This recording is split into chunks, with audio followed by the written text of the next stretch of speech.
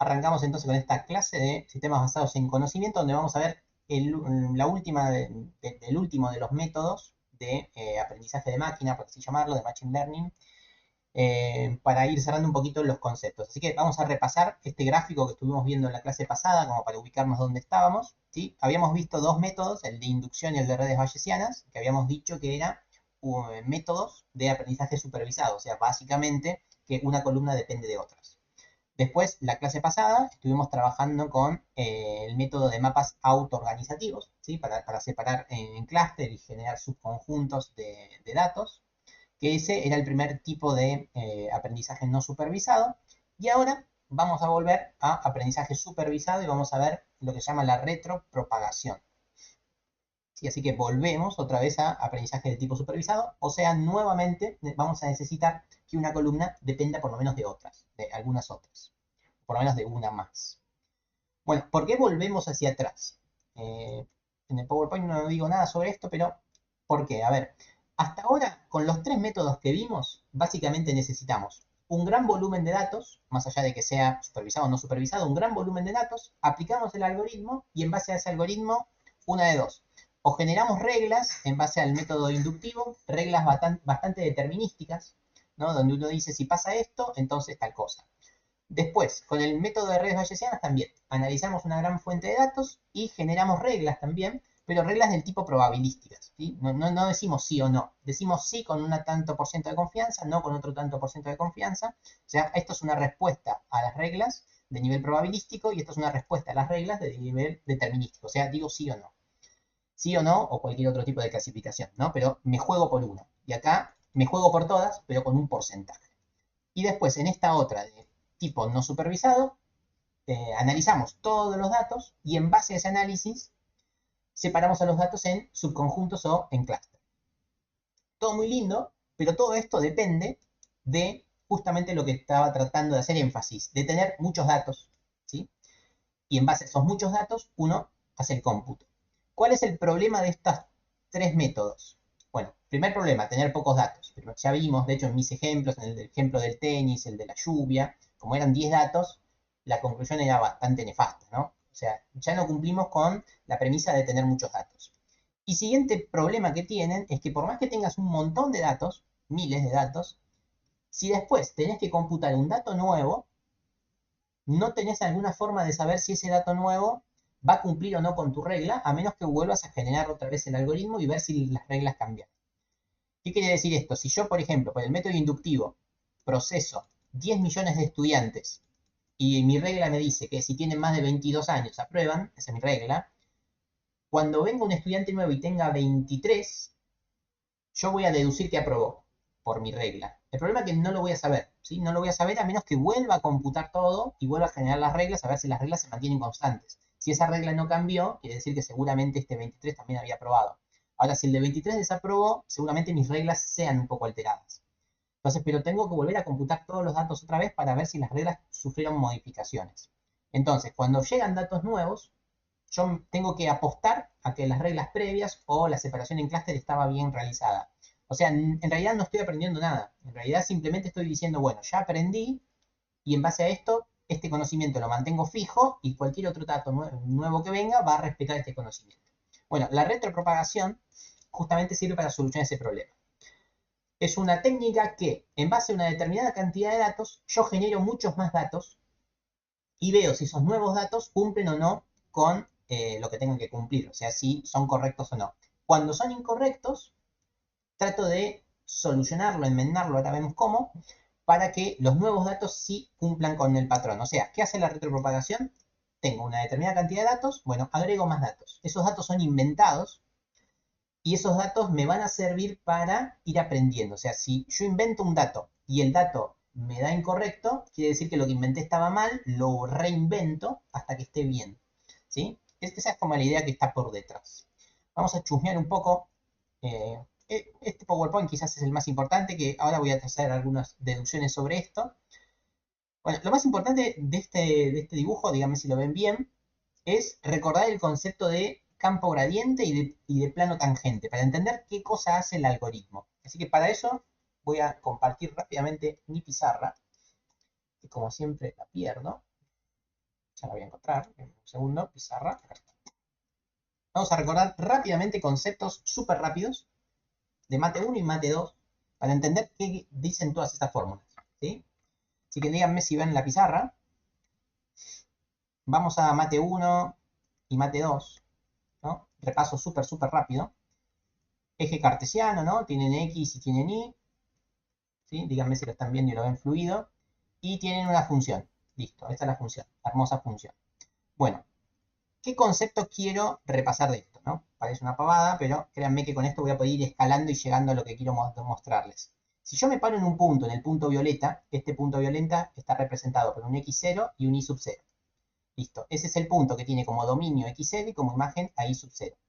Bueno, en matemática 2 vieron que cuando uno quiere trabajar con una función a secas, suele ser un problema porque las funciones podrían ser horribles. Las funciones podrían ser muy complicadas, podría ser un seno, una tangente, un arco tangente y cosas, una función compuesta con otra. Entonces, si uno trabaja con una función, es difícil. Entonces, una solución que se inventó hace mucho tiempo es decir, bueno, no me interesa trabajar con la función entera, sino que me interesa trabajar solamente con qué pasa cerca de un determinado punto de interés. Para eso se inventó el concepto de esto que está acá, que es lo que se llama la recta tangente al gráfico en un determinado punto. ¿Por qué se inventa este concepto? Porque cerca del punto, la recta se parece mucho a la función. No es exactamente igual, pero se parece mucho, ¿sí? ¿Recuerdan el concepto de recta tangente? La recta tangente es una aproximación lineal a una función. Y lo interesante de esto es que dada cualquier función que sea continua, que no tenga saltos, uno puede generar la recta tangente, suponiendo que su derivada existe y bla, bla, bla. Bueno, ¿cómo era la recta tangente? Bueno, la recta tangente no era otra cosa más que una pendiente y una ordenada, como cualquier otra recta, donde la pendiente venía dada por, nunca puse cómo se llama la función se va a llamar f. Bueno, la recta tangente viene definida por f', o sea, la derivada de f en el punto x sub 0, o sea, en el punto del dominio. Esto me daba la pendiente de la recta multiplicado por x, que es del dominio, más la ordenada, que la ordenada es y0. ¿Sí? Bueno, esta es la recta tangente de mi función. ¿Sí? Bien sencillito. Hasta ahí no he dicho nada nuevo. ¿Ok? ¿Me van siguiendo con esto? Y bueno, este versito ahora lo voy a expandir a mate 3, que también técnicamente ya lo dominan, lo saben, ¿no? Así que no va a haber inconvenientes, pero para que vean que mate 3 y mate 2 son la misma cosa, solamente que un poquito más generalizado, ¿sí? En mate 3 lo que hicieron es, el dominio dejó de ser x, y el dominio pasó a ser x e y la imagen ahora se llama z, pero mate 3 no hace otra cosa más que esto. Los puntos del dominio que están acá en violeta, y voy a poner la imagen en magenta, en mate 3 el dominio pasó a formar parte de un x0 y un y0, ¿sí? El dominio ya dejó de tener una única dimensión y el dominio pasó a tener dos dimensiones. ¿Sí? Este es el dominio y este es el punto en cuestión que yo quiero analizar. Este va a ser mi punto P sub 0, que viene dado por el x0 y sub 0. Bueno, hasta acá, muy tedioso todo. Y después viene la función. Antes la función era una línea. Bueno, ahora en mate 3, los gráficos ¿cómo eran? Eran deformar el plano que viene generado por el dominio. O sea, era generar un gráfico más deformado. O sea, podríamos pensar como en una línea igual, esto es igual, pero esto en tres dimensiones, ¿no? Lo voy a alterar un poquito así, algo así. Entonces, ¿qué pasó con esto?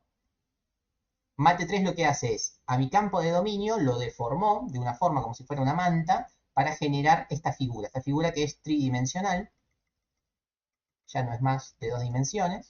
Estoy tratando de hacer que parezca una rampa en tres dimensiones, que se llega a notar. Bueno, estoy intentando que esto parezca una rampa. Bueno, entonces vamos a hacer el mismo análisis que hicimos en mate 1 y mate 2. Lo que nos interesa es ver cómo se proyecta el punto del dominio sobre la imagen, que podría ser acá. Acá podría ser la proyección de este punto sobre esta imagen, y esto podría estar como por acá. Este vendría a ser mi z sub 0. Bueno, y ya estamos llegando a la parte que me interesa. En mate 2 generamos una recta tangente. En mate 3, ¿qué generábamos cerca de este punto? O sea, cerca de este punto, ¿qué puedo generar yo? un plano, pero no solamente un plano, sino que un plano tangente a la superficie. ¿Sí? Antes era una recta tangente a la superficie, bueno, ahora va a ser un plano tangente a la superficie. O sea, va a ser un plano que se va a parecer mucho a mi curva en este lugar. A mi curva no, a mi superficie en este lugar. Entonces, bueno, acá la perspectiva no me va a ayudar mucho, pero efectivamente cerca de este punto hay un plano. Yo voy a tratar de dibujarlo con mucho amor. Cerca de ese punto hay un plano donde yo estoy apoyado y cerca de ese punto, me quedó mal la perspectiva, esperen un segundo, cerca de este punto el plano se comporta bastante bien. O sea, el plano se parece mucho a la superficie. Me quedó mucho mejor. ¿Sí? Bueno, este es el plano tangente. Plano tangente a la superficie. Bueno, ¿cómo se definía el plano tangente? ¿Se acuerdan? Acá viene la parte a la que quiero llegar. ¿Cómo hago yo para definir un plano tangente? Una recta tangente es fácil porque es una pendiente y una ordenada. Fácil. Pero el plano no es tan sencillo como eso. El plano tiene un poquito más de ciencia por detrás para graficarlo. Bueno, les recuerdo que para ilustrar un plano, uno lo que necesitaba era el gradiente del plano. O sea, el plano uno no lo describe por las componentes X y Y, ¿sí? Porque sería bastante más complejo, eso es lo que se llama la forma paramétrica. Lo que hacemos es lo describimos en base a un solo valor pero vectorial, que era lo que se llamaba el gradiente de la función. ¿Sí? Si uno graficaba el gradiente de la función, te daba un vector, y ese vector era perpendicular al plano en todas las direcciones. ¿Sí? O sea, la normal es lo que mejor define un plano, ¿sí? Porque sabés que es un vector que está totalmente perpendicular al plano en cada momento. Entonces, para definir un plano necesitábamos el gradiente. ¿Y el gradiente qué era? Y acá viene donde es el vínculo con mate 1 y mate 2. El gradiente no era otra cosa más que la derivada de f con respecto a x y la derivada de f con respecto a y. O sea, la derivada con respecto a las dos dimensiones. Como en mate 2 teníamos una única dimensión del dominio, la derivada era la derivada tilde, la de siempre. Ahora en el dominio tenemos dos dimensiones, entonces aparecen dos derivadas. Y esas dos derivadas era justamente el gradiente. ¿Bien? Bueno, ¿a dónde quiero llegar con todo esto? Porque parece que estoy haciendo un repaso de no sé qué. Bueno, lo que vamos a hacer es que Z va a ser el campo dependiente. O sea, va a ser el campo clasificado. Y X e Y van a ser las columnas que definen al campo dependiente, ¿sí? O sea, estas son las columnas independientes que generan al valor dependiente. O sea, Z depende de X y de Y, que es básicamente lo que uno hace en Mate 3. Es lo mismo.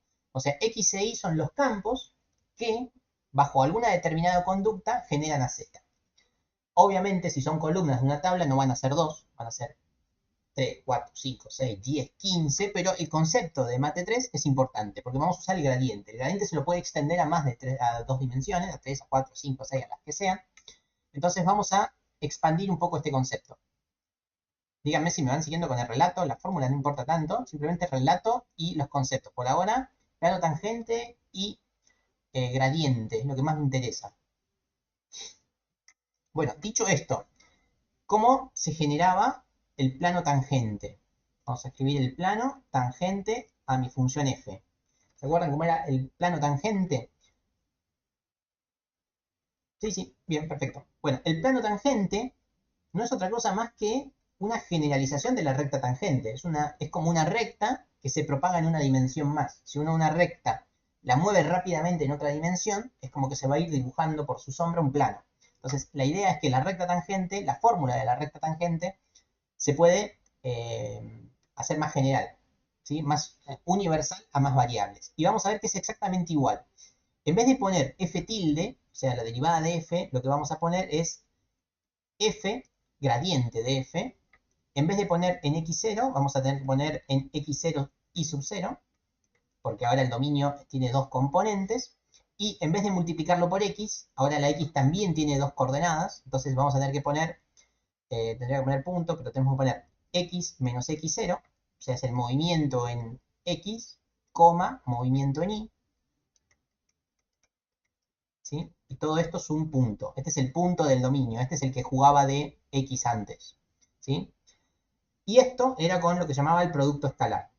O sea, teníamos el gradiente producto escalar con las variaciones, tanto en X como en Y. Y esto para todas las columnas que tengamos.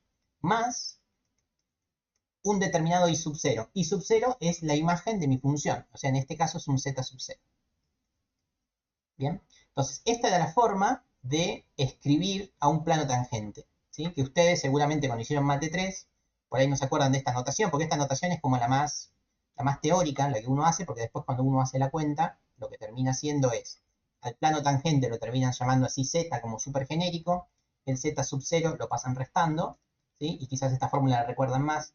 El gradiente lo descomponen en cada una de sus componentes, derivada de f con respecto a x, en el punto x0 y sub 0, por x menos x0, buenísimo, y después obviamente lo mismo porque es un producto escalar, derivada de f con respecto a y, en el punto x0 y sub 0, por y menos y sub 0. Listo, bueno.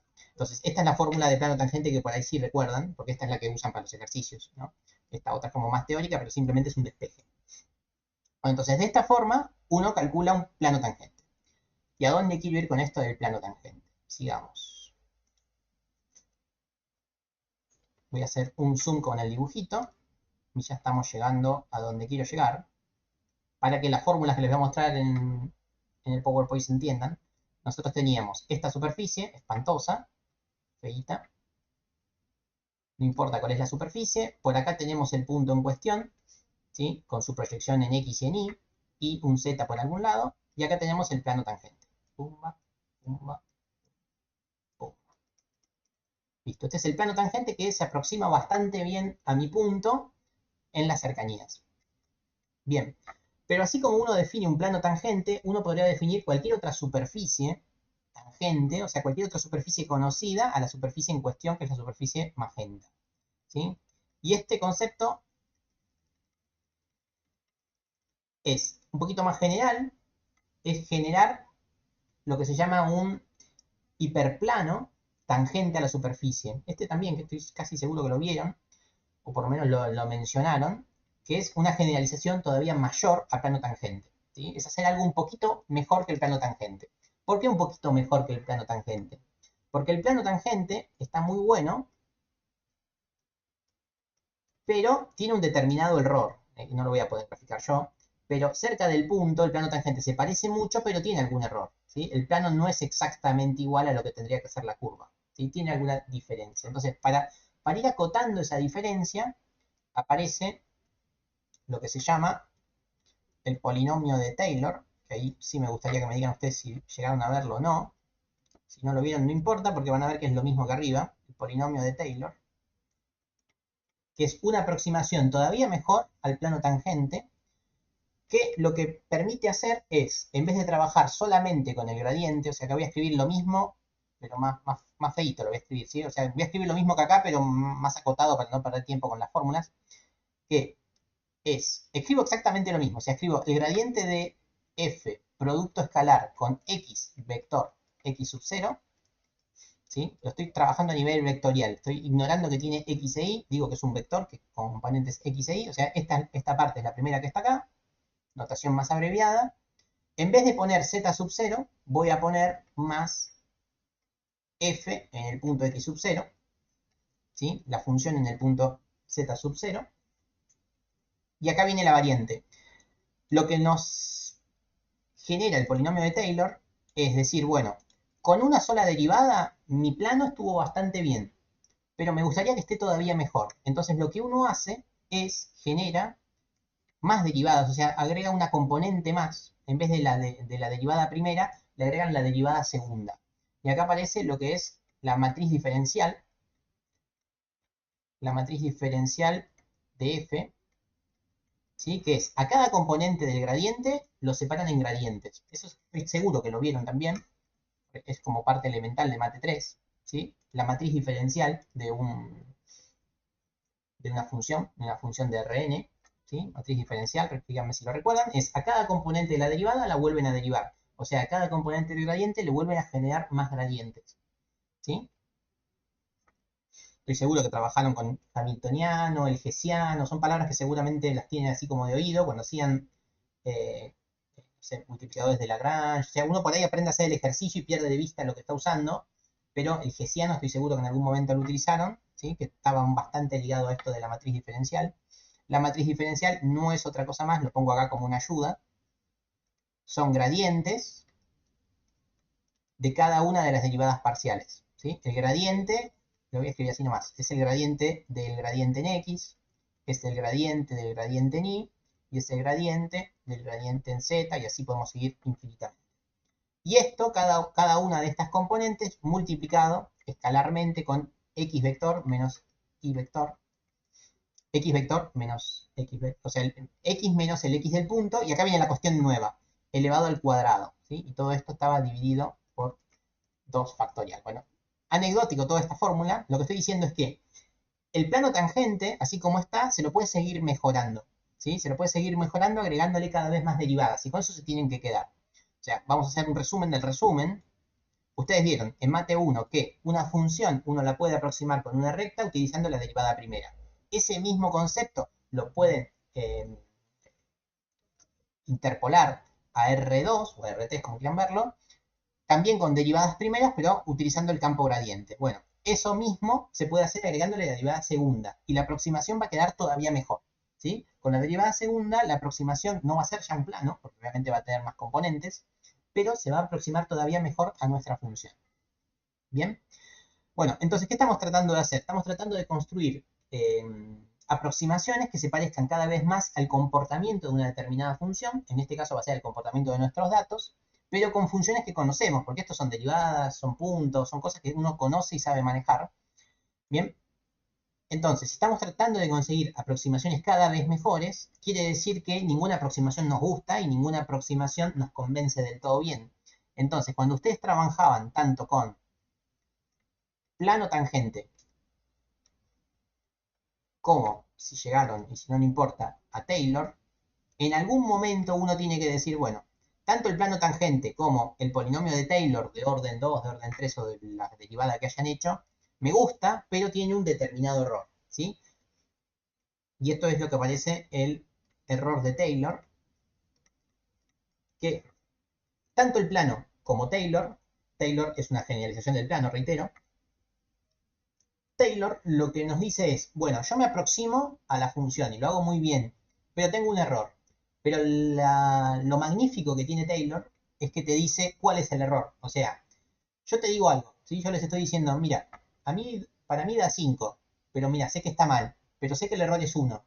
Entonces, básicamente te estoy diciendo mucho más. O sea, Taylor te dice algo que tiene un error, pero Taylor sabe cuál es el error. Entonces, casi que te está diciendo la verdad, ¿sí? Entonces, acá aparecía la fórmula del error de Taylor, que esta sí que no me la acuerdo porque nunca la llegué a explicar en la facu, pero era algo así como un menos 1 elevado a la n, donde n era la cantidad de derivadas que hacían, ¿sí? Entonces, esto te agregaba un más o un menos, ¿sí? O le agregabas o le sacabas al resultado final, por eso es el menos 1 a la n, para ver si te pasaste o si te falta. Y reitero que esto ya no me acuerdo, 1 sobre, y acá había una componente que desconozco, que no me acuerdo cuál era, creo que era el error que uno quería tener elevado a la n más 1 o algo más o menos, ¿sí? Bueno, el error de Taylor. Entonces, ¿a dónde quiero llegar? Que con el polinomio de Taylor uno tiene una aproximación súper buena. Y no solo que es súper buena, sino que además conoces cuál es el error. O sea, lo poquito que tiene de malo Taylor, te lo arregla porque te dice cuál es el error. Bueno, volviendo a esto. ¿Por qué estoy diciendo todo esto? Porque estos dos conceptos son los que se utilizan para la retropropagación de errores, ¿sí? Lo que vamos a tratar de hacer es lo siguiente, es, dado un determinado problema, vamos a identificar cuál es el gradiente. ¿Se acuerdan el concepto físico que había en el gradiente? O sea, cuando uno calculaba el gradiente, ¿qué calculaba? A ver si esto sí es importante para que recuerden. ¿Hacia dónde apuntaba el gradiente o qué representa el gradiente de una función? Esto es bastante importante.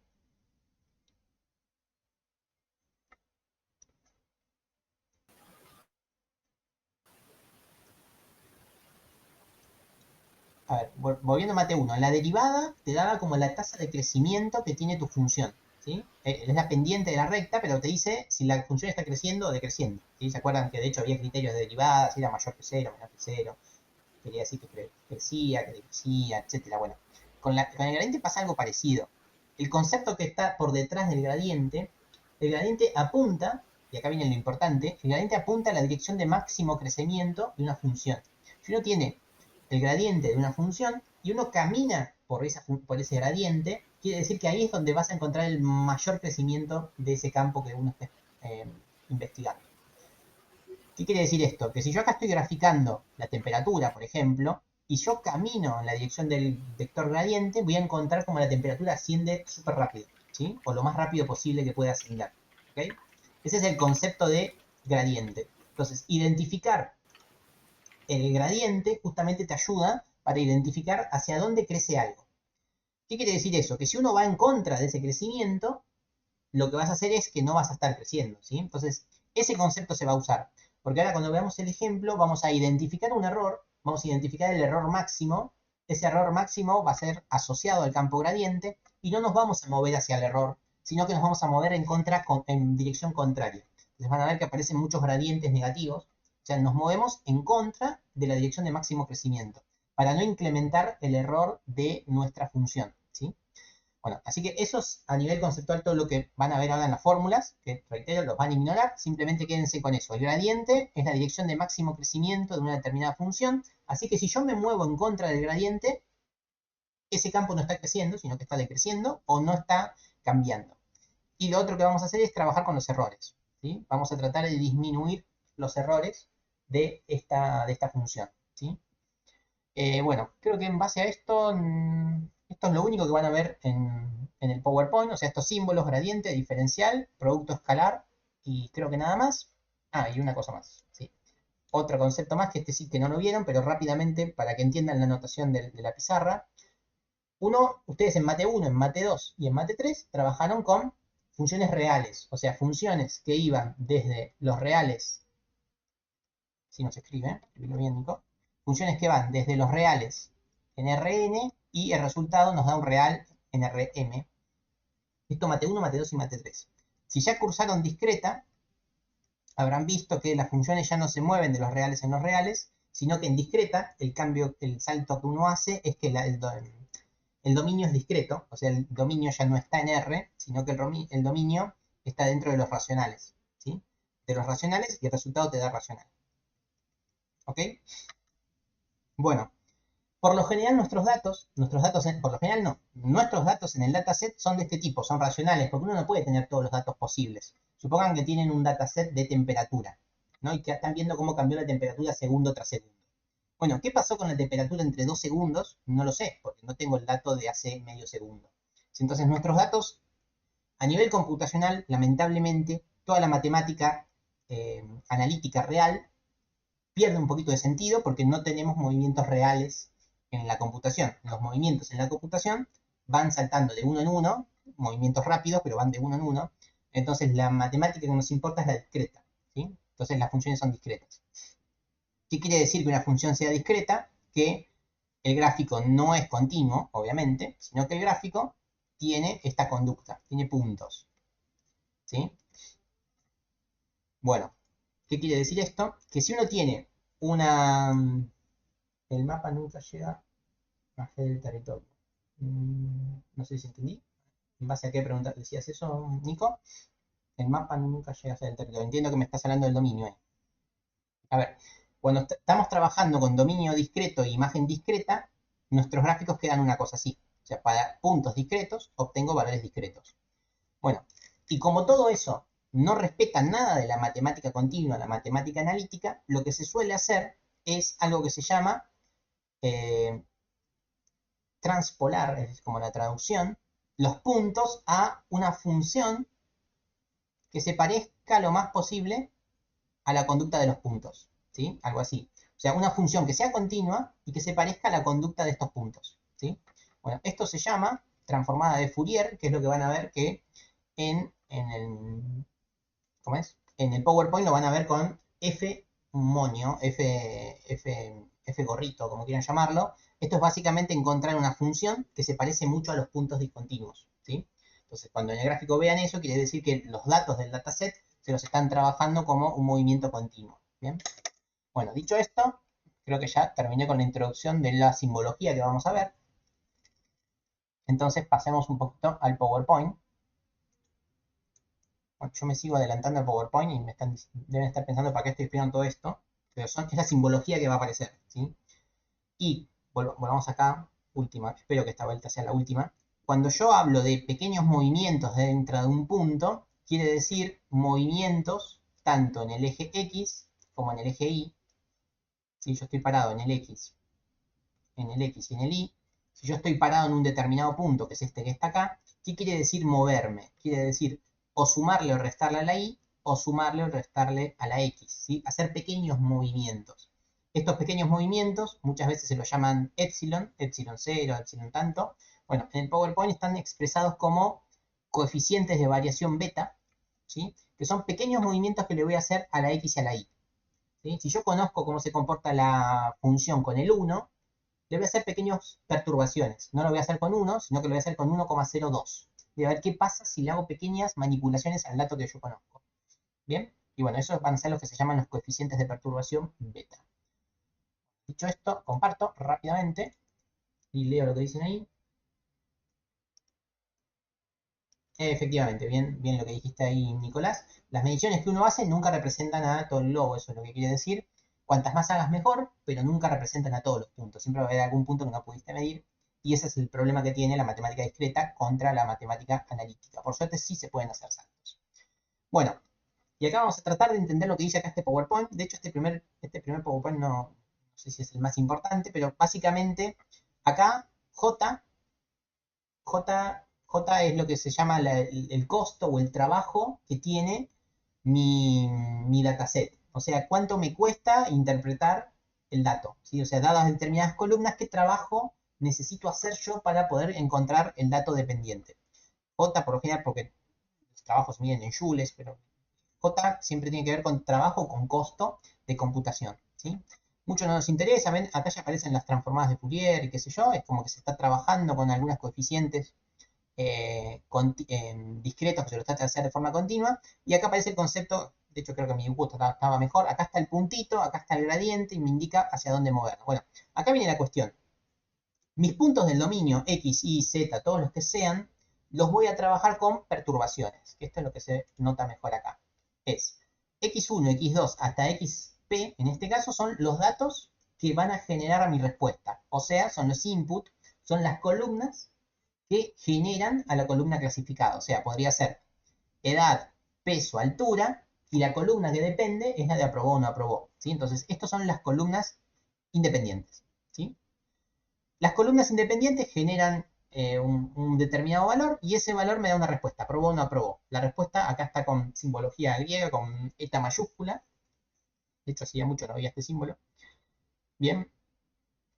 Y bueno, acá lo que me está diciendo es que vamos a cada una de las componentes de entrada, les vamos a aplicar un factor beta. ¿Sí? Este beta es lo que se llama justamente la perturbación que le vamos a generar al campo.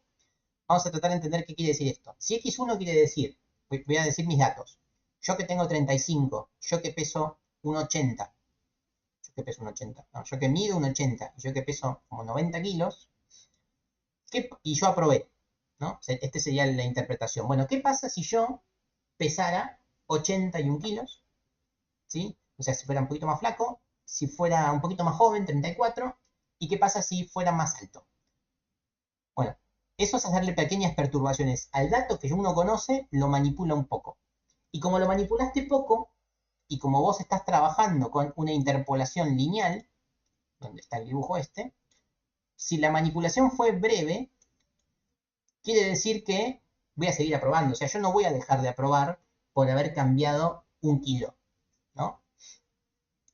Eso no va a pasar. Entonces, ¿qué estoy generando acá? Estoy generando un nuevo dato que yo no tenía y un nuevo dato que sé que aprobó, ¿sí? O sea, si yo aprobé con estos campos, un campo levemente perturbado también va a aprobar. Entonces ahí estoy generando más información de la que tenía. Bueno, esa es la idea de lo que se llama un perceptrón, ¿sí? El perceptrón es como la neurona más sencilla a nivel de inteligencia artificial, pues lo primero que se creó se llama perceptrón, que básicamente es esto, da un dataset, agarra sus datos y los manipula poquito. Y chequea que el resultado sea el esperado. Si no, calcula el error y reajusta los valores de beta. Si yo en algún momento me resto muchos años y veo que en realidad desapruebo, ahí digo, no, para, entonces voy a mover un poquito menos la edad, ¿sí? Bueno, se está entendiendo la idea de lo que voy a tratar de hacer. Yo ahora lo voy a explicar en un Excel un poquito más claro, pero es, dado los datos, los perturbo un poquito. Y al perturbarlos un poquito, yo voy a esperar que la variable dependiente no cambie, porque lo cambié muy poquito, ¿sí? Bueno, acá el dibujo es casi que lo mismo, ¿no? Recibo los datos, acá está trabajado con W, que son con frecuencias, pero no, es casi lo mismo. Y, no, bueno, acá sí el gráfico no aporta mucho. Lo único que aporta el gráfico nuevo es el concepto de función de activación o sigmoidea, que básicamente es la función que nos va a decir si esa pequeña perturbación todavía se mantiene dentro del conjunto inicial. Es decir, si yo a mis datos enteros, me sumo un año, me saco un kilo y me agrego un centímetro, yo voy a seguir siendo la misma persona, mala o buena, no importa, esa es la columna dependiente, voy a seguir siendo la misma persona. Ahora, ¿en qué momento yo voy a dejar de ser la misma persona o tener la misma conducta? Si de verdad las variables eran dependientes, en algún momento cuando yo cambie tanto, voy a dejar de ser aprobado o desaprobado, ¿sí? Voy a cambiar. Entonces, eso lo define la función sigmoidea. ¿Ok? Bueno, y acá como para no abrumarlos con conceptos y cosas así como súper voladas, como sabrán, yo soy meteorólogo, y bueno, este concepto se utiliza en un montón de, de disciplinas, no solo en la inteligencia artificial, sino que, por ejemplo, acá lo que se llama no sé si llegan a ver, la línea negra es lo que se llama la línea control, es dado un determinado dato, yo hago los cálculos que tenga que hacer y me genera la línea negra. Ahora, al dato inicial le hago pequeñas perturbaciones tan chiquititas que ni se ven inicialmente y me fijo qué pasa. Si se fijan, la gran mayoría de las líneas se comportan casi igual que la línea negra control. Sin embargo, llega algún momento, por ejemplo en la línea amarilla, que la perturbación que hice no gustó mucho. Con esa perturbación sí mi resultado cambió bastante. ¿Entienden? ¿Tienen el concepto? O sea, por lo general las perturbaciones hacen que vos te mantengas con la misma conducta, pero llega un momento que si perturbás de alguna forma, la conducta cambia. ¿Sí? Por ahí en el segundo gráfico se nota un poquito más. Eh, yo tengo otra vez la línea control que es la negra, sin embargo, miren la violeta, no, entiendo que no llegan a ver nada, pero la violeta no se parece en nada a la negra. Quiere decir que la perturbación violeta que haya hecho yo al principio, ese impactó mucho en mi resultado final. ¿Sí? Y es el mismo concepto que vamos a usar acá. Identificar qué perturbación me cambia el resultado y cuáles no. Eso es la función sigmoidea. Bueno, y todo este concepto, todo lo que estoy diciendo acá, se llama perceptrón. O sea, el perceptrón va a ser el que se va a encargar de hacer estas cuentas con datos de un determinado input, donde los inputs son las columnas. Bueno, esto se llama perceptrón simple. Si existe perceptrón simple, quiere decir que existe perceptrón multicapa, que bueno, aplica esto, pero con varias iteraciones. Acá tenemos los inputs, y después esos inputs van generando distintas otras entradas, como que el mismo algoritmo lo aplica muchas otras veces. Está diciendo que si modifico la edad, no sea cosa que eso me modifique la altura, o sea, está empezando a tener como que los inputs también están relacionados entre sí. No nos interesa mucho, pero el concepto es más o menos el mismo. Cuando uno investiga un poco sobre este tema, empieza a dar como un gran ejemplo que es el siguiente, es, si yo estoy dando una clase, yo estoy dando la clase, soy el resultado final, dar la clase es el resultado final. Y ustedes me dicen, la clase es malísima, listo. Ese es como el resultado final de acá, de mi bolita verde, el final de mi cómputo. Me dice que mi clase fue malísima. Bien. Ahora, en el multicapa, lo que uno analiza es los inputs por el cual mi clase es malísima. Los inputs podrían ser, el docente es malísimo, el tema es horrible, o odio esta carrera. Podrían ser cualquiera de esos, ¿no? Entonces, ¿cuál es el verdadero causante de que la clase sea horrible? ¿Hay uno de estos que lo favorece más a que la clase sea mala? Entonces, ¿ahí qué se hace? Bueno, cambio al docente y me fijo. Al cambiar al docente me fijo si la clase sigue siendo mala. Por ahí sí, sigue siendo mala. Ahí estuve haciendo una perturbación sobre ese dato. Ahora digo, bueno, no, dejo al docente, pobre ni corre bueno, pero en vez de que explique esta cosa del perceptrón, que me explique separación en sílabas. Y me fijo. Y no, la clase sigue siendo mala. Entonces digo, bueno, no, ahí tampoco está el problema. El problema por ahí está en que no me gusta la materia. Me fijo, a ver, voy a hacer que Nico me explique lo de perceptrón, pero aplicado a la literatura. Y por ahí esa me encanta. Quiere decir que no tendrías que estar estudiando sistemas, sino que tendrías que estar estudiando literatura. Bueno, eso es lo que es hacer pequeñas perturbaciones e identificar el error. ¿Sí? Entonces, uno trata de encontrar el error, el máximo causante del error.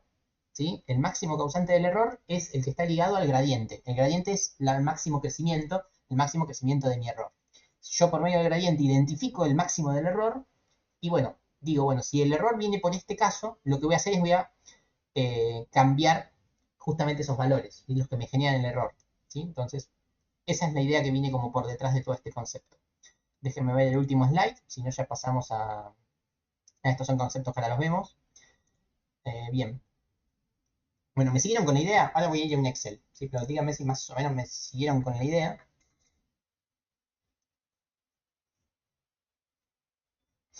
La propagación se puede medir hacia adelante o hacia atrás, que es lo que está acá en este PowerPoint, ¿sí? Que es back o front, no forward, forward.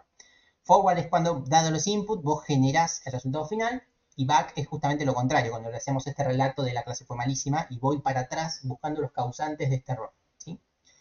Bueno, esto se llama la retropropagación de errores. ¿Sí? Lo de las perturbaciones es yo modifico un poquito los datos que tengo. Y yo supongo que esos datos van a seguir comportándose igual, porque la modificación fue mínima. Ahora, es importante identificar que en algún momento los datos van a cambiar, porque si no, quiere decir que son todos los datos iguales. A ver, vos te llamás Nicolás Naselli. Si yo a vos te hago algún pequeño cambio, no sé, te agarro y de los inputs, tu pelo es castaño, te rapo. Y vas a seguir siendo la misma persona y vas a seguir teniendo la misma performance, no va a cambiar nada de tus notas y nada por el estilo, por más que estés rapado. Ahora, va a haber algún momento en el que yo tenga algún cambio que sí va a generar que seguramente te vaya mejor o peor en la facultad. ¿Sí? No sé, exagero. La perturbación que te hago es te saco los ojos, así de la noche a la mañana. Ahí te estoy perturbando y no te estoy perturbando mucho, te saqué los ojos nada más. Sin embargo, ahí seguramente no vas a poder leer, vas a tener un montón de problemas para estudiar y te va a empezar a ir mal. Bueno, eso es como un ejemplo bastante exagerado. El input sos vos y todo tu ser. Te hago pequeños cambios en tu ser. Identificar en qué momento el cambio hace que vos cambies tu conducta. ¿Sí? No, no, las perturbaciones son aleatorias. De hecho, yo digo aleatoriamente qué cambios hago y después, en base a esos cambios aleatorios, yo empiezo a ajustarlos. ¿Sí? Yo digo, bueno, a Nicolás, nada, le saco los ojos, lo rapo y encima, no sé, lo estiro para que mida 10 centímetros más. Listo, es aleatorio, lo acabo de inventar. Eso por ahí me cambia la conducta de Nicolás. Entonces ahora tengo que identificar cuáles de esos cambios fueron los culpables. ¿Fue uno solo? ¿Fueron todos? ¿O fue solamente uno porque me excedí?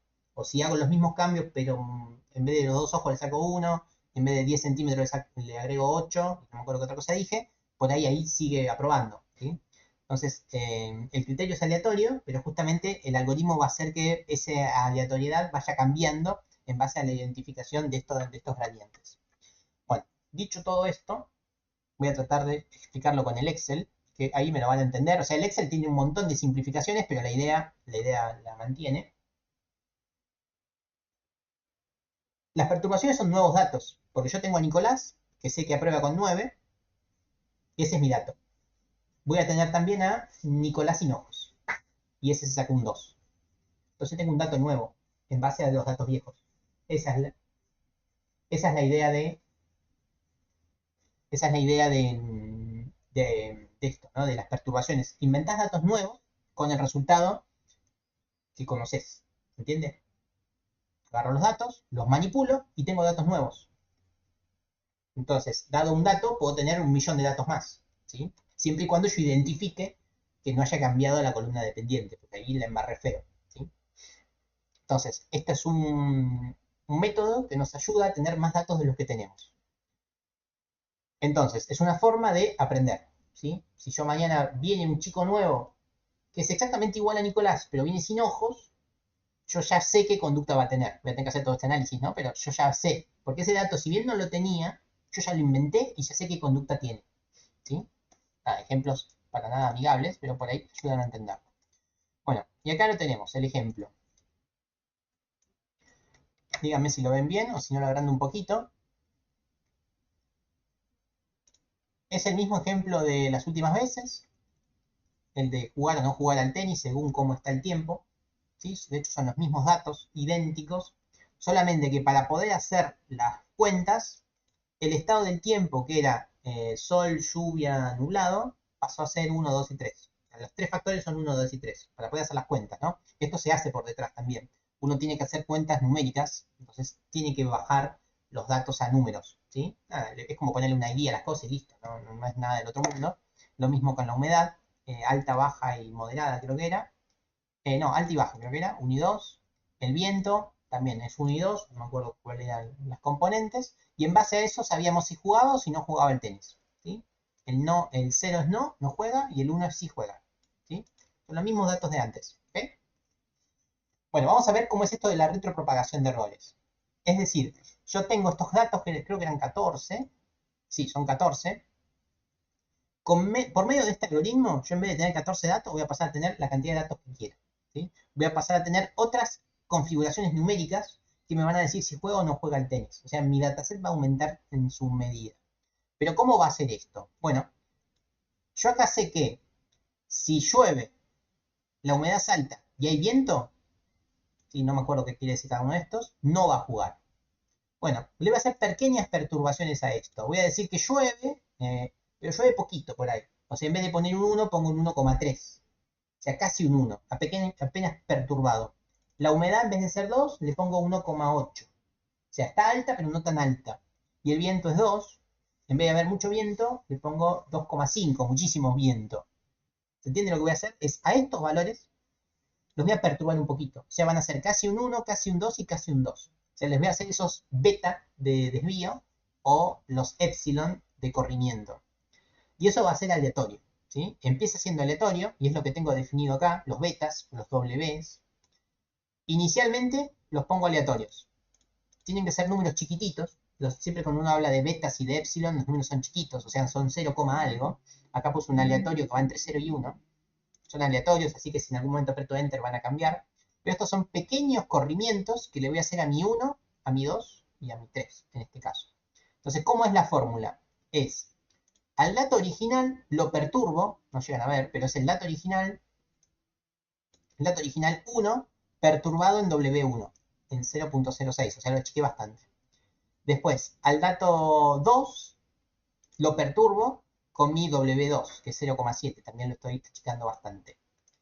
Y a mi dato 3 del viento lo perturbo con W3. ¿Entienden lo que estoy haciendo? Estoy multiplicando cada dato por las perturbaciones que acabo de inventar, aleatorias. ¿Sí? Y eso lo que hago, lo pasamos muy por alto en el PowerPoint, pero hay que hacer una suma de estas perturbaciones. O sea, la fórmula es la sumatoria de las perturbaciones. Vamos a verlo en algún lugar donde me encuentre. Por acá. ¿Sí? Son las sumas, esto es el símbolo de sumatoria, sigma, de las perturbaciones. No sé si está la fórmula en algún lado, acá está. La sumatoria de las perturbaciones, ¿sí? Entonces, tiré todo el diablo. Vamos a ver, volvamos. Perturbé los campos y ahora los tengo que sumar. Entonces acá aparece la suma. La suma no es otra cosa más que la suma de estos campos perturbados, ¿sí? Bueno, esto es la función sigmoidea o la función de activación. Esta es la función de activación. No sé por qué no le puse el título.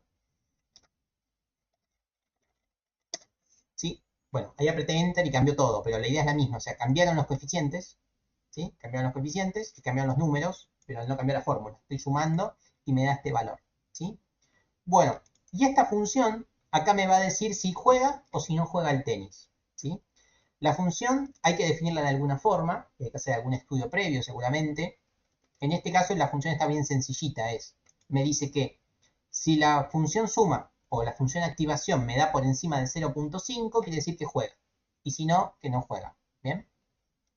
Entonces, en este caso, como me dio 2, quiere decir que sí que juega. ¿Bien? Bueno, entonces, hasta acá, con estos nuevos datos, porque no son los datos originales, sino que son datos perturbados, estoy diciendo que juega. Excelente. Ahora la pregunta es, ¿será verdad que juega? O sea, mentira que juega. Esa es la cuestión. Pues yo hasta acá hice una cuenta y estoy asegurando que esta persona va a jugar con estos campos. De hecho, estos campos el estado no cambió mucho. La humedad tampoco, pero el viento cambió bastante. El viento pasó de 2 a ser casi 0. Entonces, no estoy tan seguro si va a jugar de verdad. De hecho, el jugar es lo contrario a lo que pasaba antes, al 0. ¿Sí? Entonces, vamos a ver cómo se trata esto. Entonces, hay que calcular el acierto de esto. O sea, yo, por medio de la función activación, generé un nuevo resultado que me dice que con estos campos va a jugar. Ahora, ¿será cierto o no será cierto? Entonces, para eso vamos a calcular el error, ¿sí? El error, otra vez, viene dado por lo que yo esperaba y lo que de verdad me dio, ¿sí? Entonces, yo acá, ¿qué cosa esperaba? Yo acá esperaba que estos datos, como son perturbaciones de los iniciales, se parezcan al cero, sean muy parecidos al cero, porque yo esperaba que no juegue. Sin embargo, me está diciendo que juega. Entonces, el error que hay acá, ¿cuál es? El error es de haber hecho lo que yo esperaba, esperen que estoy marcando cualquier cosa. ¿El error cuál es? Lo que yo esperaba menos lo que pasó. O sea, yo esperaba que no juegue y sin embargo con estos datos jugó. ¿Sí? Entonces, ahí se generó un error, lo voy a marcar acá en rojo, de menos 1, ¿sí? Porque es lo que esperaba menos lo que pasó. En este caso es 0 menos 1, me quedó menos 1. Entonces, estamos viendo que con esta configuración de datos, con esta configuración de perturbaciones, tengo un error de menos 1, un error que mucho no me gusta, porque no me gusta inventar datos que estén mal, ¿sí? ¿Se entiende? Yo perturbé los campos y obtuve algo que a priori está mal, entonces no me sirve de nada. ¿Me van siguiendo hasta acá? Inventé datos y dije que van a jugar con esos datos. Sin embargo, estoy diciendo que esto va a tener un error, entonces no me gusta mucho. Me gustaría que no haya error con los datos que yo invento. Encima que invento, los invento mal, no. Prefiero inventar datos que estén bien. ¿Por qué está mal este dato? Este dato está mal porque esto fue aleatorio. Y esta aleatoriedad hizo que justamente me genere un campo incorrecto, o sea que una decisión incorrecta. Entonces, ¿qué es lo que hacemos a continuación? Digo, bueno, estas perturbaciones estuvieron mal, me dieron un error, ¿sí? Vamos a cambiarlas. ¿Y cómo se cambian esas perturbaciones? Y acá viene la cuestión. Es, a la perturbación que yo tenía, le saco el error, ¿sí? Entonces acá hago la perturbación inicial, que era 0,47, menos el error que tenía. Es por eso que aparece un 0,41, ¿sí? Esto, en el ejemplo que yo dije, es lo siguiente, es, bueno, si Nico pesando 90 kilos, lo bajo a 40, y en vez de aprobar desaprobó, quiere decir que me zarpé, que le cambié demasiado su peso, ¿no? Pobrecito, está desnutrido, no puede ni estudiar, por eso empezó a desaprobar. Entonces, acá me pasé, acá hay una fuente de error. Entonces digo, bueno, no, pará, no le bajemos tanto el peso, de hecho aumentémoselo, ¿sí? ¿Entiende el concepto? Como identifiqué un error, modifico las perturbaciones, porque detecté que esas perturbaciones me generaron un dato incorrecto, ¿sí? Bueno, y eso mismo lo hago con la otra perturbación. A las perturbaciones siempre le resto el error que identifiqué en el paso previo, ¿sí? ¿Van siguiendo hasta acá? Porque hasta acá, casi que acá termina el algoritmo. Lo importante es identificar esto. Identifican el error y a las perturbaciones que inicialmente eran aleatorias, le restan el error para las nuevas perturbaciones.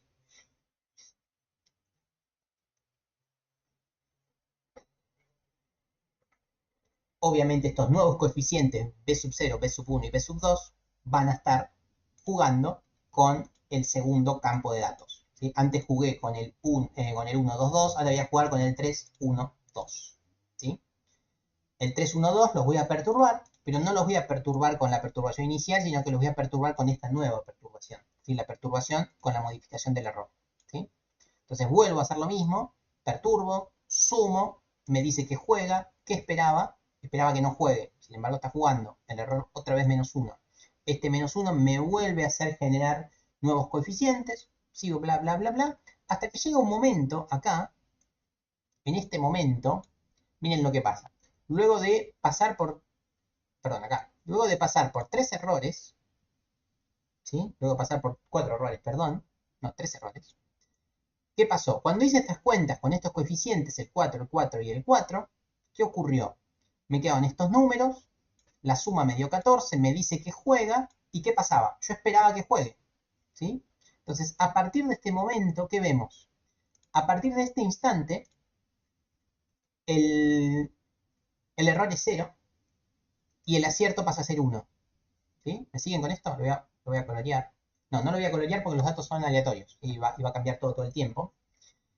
Pero a partir del momento en el cual veo que el acierto es correcto, o sea que pasó lo que esperaba que pase, voy a colorear por única vez, yo esperaba que se dé un 1 y se dio un 1, el error, el acierto pasó a ser 1, ¿sí? Por primera vez acerté con estos nuevos datos, ¿sí? Es por eso que el error pasó a ser 0, ¿sí? ¿Me siguen? Acá también, miren, acertó, no acertó, listo, acá. ¿Ok?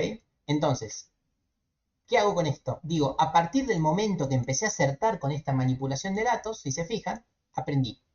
Este es el momento, voy a hacer lo siguiente. Estos datos los voy a dejar fijos.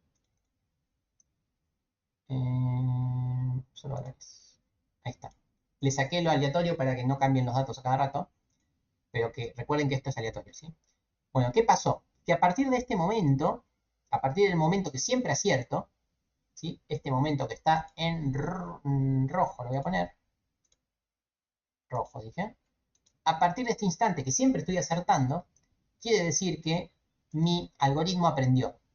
Aprendió cómo moverse con los coeficientes. Haciendo estos pequeños cambios en los coeficientes, genero estos nuevos datos. ¿Y estos nuevos datos de qué me sirven?